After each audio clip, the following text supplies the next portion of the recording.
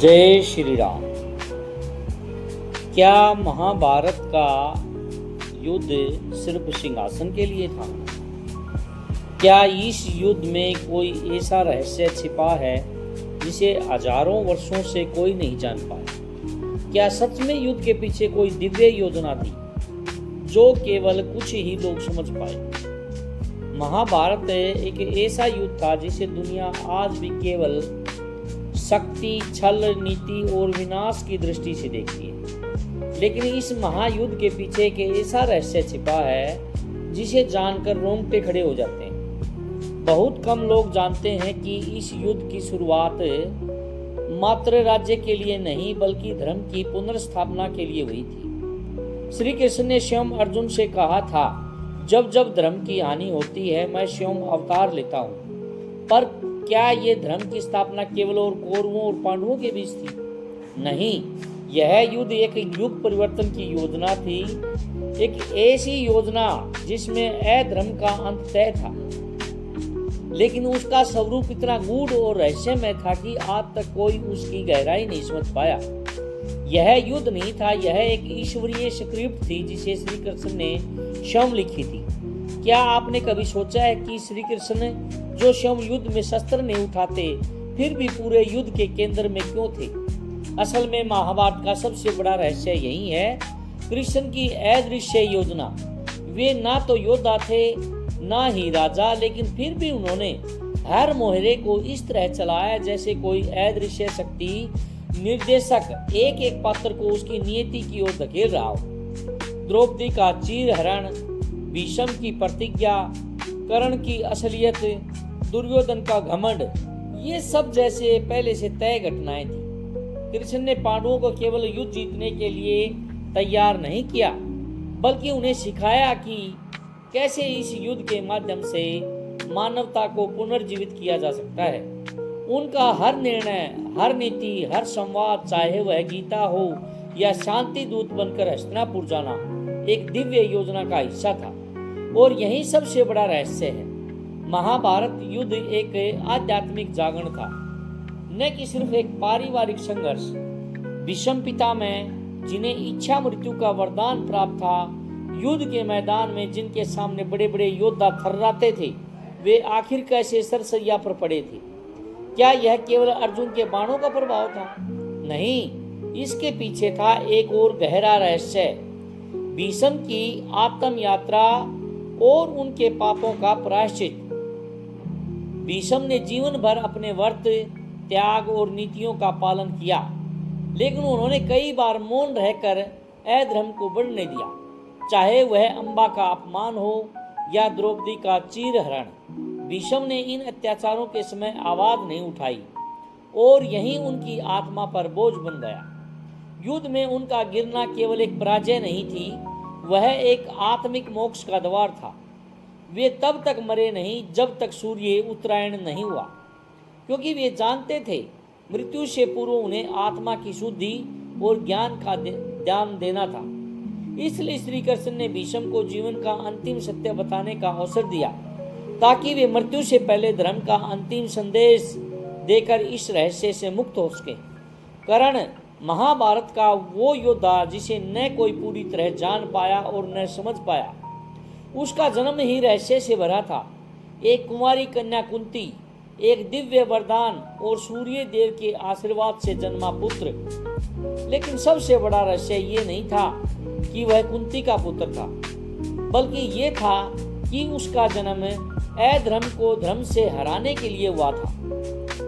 ने जन्म से लेकर मृत्यु तक केवल अस्वीकार ही पाया, माँ का प्यार नहीं, भाई का अपनापन नहीं और समाज की स्वीकृति भी नहीं। लेकिन फिर भी वह दानवीर बना, अर्जुन से भी महान योद्धा बना और श्री कृष्ण को कई बार उसकी वीरता ने सोचने पर मजबूर कर दिया। परंतु सबसे चौंकाने वाला रहस्य यह था कि कर्ण को उसकी सच्चाई युद्ध से पहले ही बता दी गई थी। कुंती ने उसे जब युद्ध से पहले मिलकर अपनी मां होने का सत्य बताया तो कर्ण ने पांडवों के प्रति युद्ध में दया की शपथ ले ली। उसकी सबसे बड़ी त्रासदी यह थी कि वो सदा धर्म और अधर्म के बीच फंसा रहा और आखिरकार उसी युद्ध का हिस्सा बना जिसे वह खुद टालना चाहता था। कर्ण का जीवन यह बताता है कि कभी कभी नियति आपके हर गुण को छीनकर आपको सिर्फ बलिदान का प्रतीक बना देती है। महाभारत युद्ध की जड़ में अगर कोई एक घटना थी जिसने आग को भड़काया तो वह था द्रौपदी का चीरहरण। लेकिन क्या यह केवल एक अपमान की कहानी थी या इसके पीछे भी कोई बड़ा रहस्य छिपा था? द्रौपदी केवल एक पत्नी नहीं थी, वह उस युग की नारी शक्ति की प्रतीक थी। जब सभा में उसे अपमानित किया गया तब धर्म, न्याय और मर्यादा तीनों को चुनौती दी गई।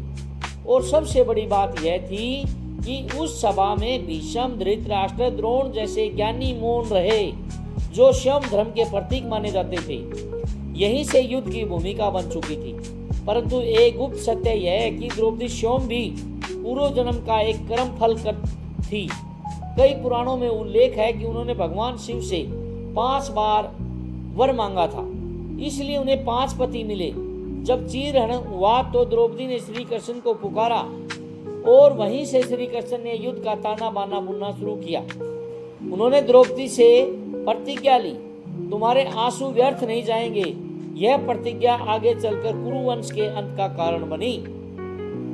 द्रौपदी का चीरहरण केवल उसका अपमान नहीं था, यह उस युग की चेतावनी थी कि जब नारी का सम्मान छीन लिया जाता है तब विनाश निश्चित होता है। महाभारत के युद्ध के अंतिम चरण में जब अंधकार छा चुका था, सभी महान योद्धा मृत्यु को प्राप्त हो चुके थे, तभी एक ऐसा रहस्य जन्म लेता है जो आज भी धरती पर जीवित कहा जाता है, और वो है अश्वत्थामा का अमर श्राप। गुरु द्रोणाचार्य का पुत्र अश्वत्थामा एक अप्रतिम योद्धा था, लेकिन युद्ध के अंत में उसने ऐसा अधर्म किया जिसने उसे शापित कर दिया। वह रात के अंधेरे में पांडवों के सोए हुए पुत्रों का वध कर देता है, जिसे कायरता माना गया। इस पाप के बाद श्री कृष्ण स्वयं उसे श्राप देते हैं कि तू अमर रहेगा, पर तुझे न कभी चैन मिलेगा न शांति। तेरे शरीर से हर दिन मवाद बहता रहेगा। तुझे मृत्यु की इच्छा होगी लेकिन तू मर नहीं सकेगा। सोचिए, अमरता जिसे लोग वरदान मानते हैं, अश्वत्थामा के लिए सबसे बड़ा श्राप बन गया। और रहस्य की बात यह है कि आज भी भारत के कई मंदिरों, पहाड़ों, जंगलों में लोगों ने दावा किया है कि उन्होंने एक विचित्र, घायल, क्रोधित और बदहवास व्यक्ति को देखा है जिसे कभी कोई ठीक से पहचान नहीं पाया। क्या अश्वत्थामा आज भी जीवित है? क्या वह कहीं हमारी ही दुनिया में भटक रहा है? यह रहस्य आज भी अधूरा है और शायद यही महाभारत का सबसे बड़ा जीवंत रहस्य है। श्री कृष्ण को सिर्फ भगवान मानना उनकी गहराई को समझने में सबसे बड़ी चूक है। वे न सिर्फ युद्ध के सूत्रधार थे, बल्कि एक ऐसे रणनीति सही महायोगी थे जिन्होंने धर्म को एक साधन की तरह प्रयोग किया, सत्य को स्थापित करने के लिए। सोचिए, क्या श्री कृष्ण ने छल नहीं किया? उन्होंने अर्जुन से शिखंडी को ढाल बनाकर भीष्म पर हमला करवाया। उन्होंने द्रोणाचार्य को मारने के लिए असत्य का सहारा लिया। अश्वत्थामा मारा गया। उन्होंने कर्ण से उसके रथ का पहिया निकालने पर भी अर्जुन से हमला करवाया। क्या यह धर्म था? यह सबसे बड़ा रहस्य है। श्री कृष्ण ने बार बार बताया कि धर्म सिर्फ नियमों का पालन नहीं है, बल्कि उद्देश्य की पवित्रता है। अगर अधर्म का अंत सत्य से संभव नहीं तो श्री कृष्ण ने यह भी कहा, चालाकी भी धर्म है, यदि उसका उद्देश्य अधर्म का अंत करना हो। इसलिए वे हर बार धर्म की सीमाएं पार करते हुए भी धर्म के सच्चे प्रतिनिधि बनकर सामने आए। यही रहस्य हमें यह सिखाता है कि जीवन में निर्णय केवल सही गलत से नहीं लिए जाते, बल्कि इस बात के लिए जाते हैं कि उनका परिणाम कितना पवित्र है। महाभारत का युद्ध जितना भव्य और वीरता से भरा था, उसका अंत उतना ही विनाशकारी और करुणामयी था। जब युद्ध समाप्त हुआ तो कुरुक्षेत्र में विजयी पांडव नहीं खड़े थे, बल्कि वहां खड़ी थी हजारों विधवाएं, माएं और बहनें, जिनकी चीखें आकाश तक गूंज रही थी। युद्ध खत्म होते ही गांधारी, जो 100 पुत्रों की मां थी, ने श्री कृष्ण को श्राप दिया कि जैसे मेरे कुल का नाश हुआ है, वैसे ही तुम्हारे यदुवंश का भी अंत होगा। और यही हुआ। श्री कृष्ण की मृत्यु के बाद पूरा यदुवंश नष्ट हो गया। पर क्या यह मात्र स्त्री का विलाप था? नहीं, यह ईश्वर को दिए गए एक स्त्री के श्राप की शक्ति थी। महाभारत युद्ध के बाद जो सबसे बड़ा रहस्य सामने आया वह यह था कि यह युद्ध केवल पुरुषों का खेल नहीं था। इसमें स्त्रियों के आंसू, उनके शाप और उनकी पीड़ा ने भी उतनी ही भूमिका निभाई। औरतें जिन्होंने खोया था सब कुछ, उनका दुख इतना प्रबल था कि उसने श्री कृष्ण जैसे ईश्वर को भी नहीं छोड़ा। यह सच्चाई हमें यह सोचने पर मजबूर करती है कि जीत किसकी हुई? पांडवों की नहीं, कृष्ण की नहीं। इस युद्ध में हार केवल मानवता की हुई। जब युद्ध खत्म हुआ तो हस्तिनापुर के सिंहासन पर दुष्ट बैठे, धर्मराज कहलाए। पर क्या उन्हें सच में जीत की खुशी थी?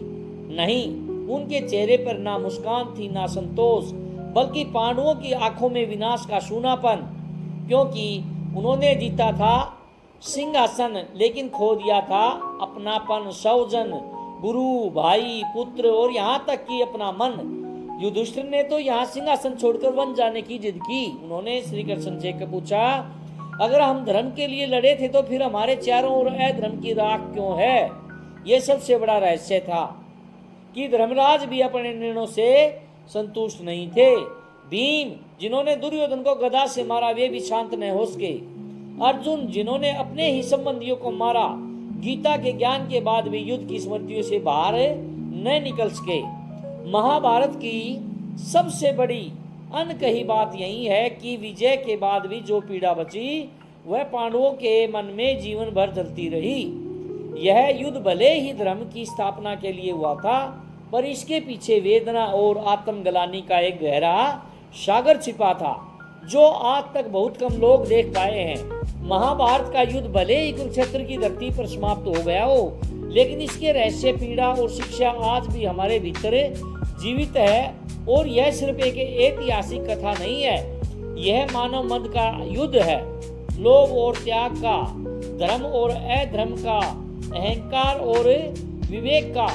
दोस्तों, हमने जाना कि श्री कृष्ण ने धर्म को नीति के तराजू पर तोला, भीष्म ने मौन रहकर अधर्म को स्थान दिया, कर्ण ने न्याय और वफादारी के बीच उलझन में जीवन गंवाया, द्रौपदी की पुकार ने विनाश की चिंगारी जलाई और पांडवों ने जीतकर भी खुद को खो दिया। लेकिन सबसे बड़ा रहस्य यह है कि यह युद्ध आज भी हमारे भीतर चल रहा है। हर बार जब हम अन्याय देखकर चुप रहते हैं, जब हम स्वार्थ में रिश्तों को तोड़ते हैं, जब हम धर्म का अर्थ भूल जाते हैं, हम भी उसी युद्ध का हिस्सा बन जाते हैं। इसलिए महाभारत सिर्फ अतीत नहीं है, यह एक जीवित चेतावनी है। अगर हम नहीं जागे तो इतिहास को दोहराएगा। तो दोस्तों, अगर आपको यह रहस्य उजागर करने वाली यात्रा थोड़ी भी गहराई तक ले गई हो तो प्लीज वीडियो को लाइक करें, कमेंट में जरूर बताएं कि आपके मन में कौन सा प्रश्न अब भी रह गया है, और सब्सक्राइब करें मेरे चैनल को, क्योंकि हम ऐसे ही और भी अनकहे, अद्भुत और झकझोर देने वाले रहस्य लाते रहेंगे। जय श्री राम।